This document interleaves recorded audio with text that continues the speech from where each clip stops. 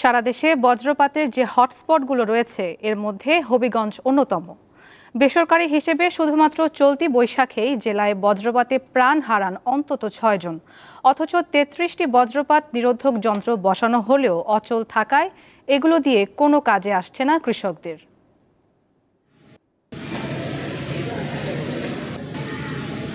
মাঠে ধান কাটায় ব্যস্ত ৪ ভাই। হঠাৎ ঝোড়ো হাওয়া সহ আকস্মিক বজ্রপাত, এতে প্রাণ হারান হবিগঞ্জের বানিয়াচং উপজেলার আরিয়ামুগুর গ্রামের কৃষক দুর্বাস দাস।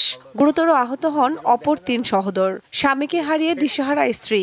২ সন্তান নিয়ে কিভাবে সংসার চালাবেন সেই দুশ্চিন্তায় কাটছে দিন। আমার স্বামী মারা গেছে এই ঠাডায়। ওদের বাড়িতে কি বর্ষাকালে আমার বাড়ি ঘর ভাঙিয়ে নাগায় এই জায়গায় আমি আটকামো কেমনে আর আমি খামো কেমনে ২ বাচ্চা। শুধু দুর্বাস দাস নয়, বৈশাখ শুরুর পর জেলায় বজ্রপাতে প্রাণ হারান আরো ৫ জন কৃষক। অবস্থা এমনই যে আকাশে হালকা মেঘ দেখলেই আতঙ্কিত হয়ে পড়েন মাঠে কাজ করা কৃষকরা।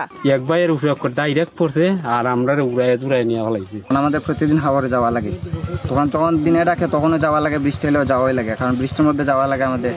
তখন বৃষ্টি এলে বজ্রপাত প্রচুর পরিমাণে টাড়া পড়ে। বিভিন্নভাবে আমরা আতঙ্কতে আছি, কৃষিরা আমরা কাজ করতে গিয়ে ভয়ভীতিতে আছি।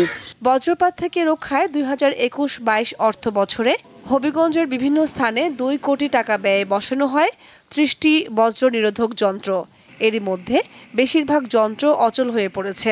বজ্রপাত প্রতিরোধক যে মেশিনটা বইছে, মেশিনটা কোনো কাজ করে না। যেমন গত বছর আমার এলাকার 2 জন কৃষক মারা গেছে।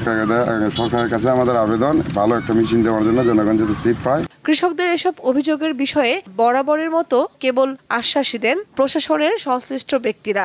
তো এটা প্রতিরোধের জন্য বজ্র নিরোধক দণ্ড সহ আশ্রয়কেন্দ্র নির্মাণের জন্য আমরা ত্রাণ মন্ত্রণালয়ে চিঠি দিয়েছি, সেখান থেকে ব্যবস্থা গ্রহণ করা হচ্ছে। আমরা স্থানীয়ভাবে কয়েকটা আশ্রয়কেন্দ্র এভাবে নির্মাণের উদ্যোগ গ্রহণ করেছি। ২০১৬ সালে বজ্রপাতকে জাতীয় দুর্যোগ হিসেবে ঘোষণা করে সরকার। দীপ্ত বার্তা কক্ষ।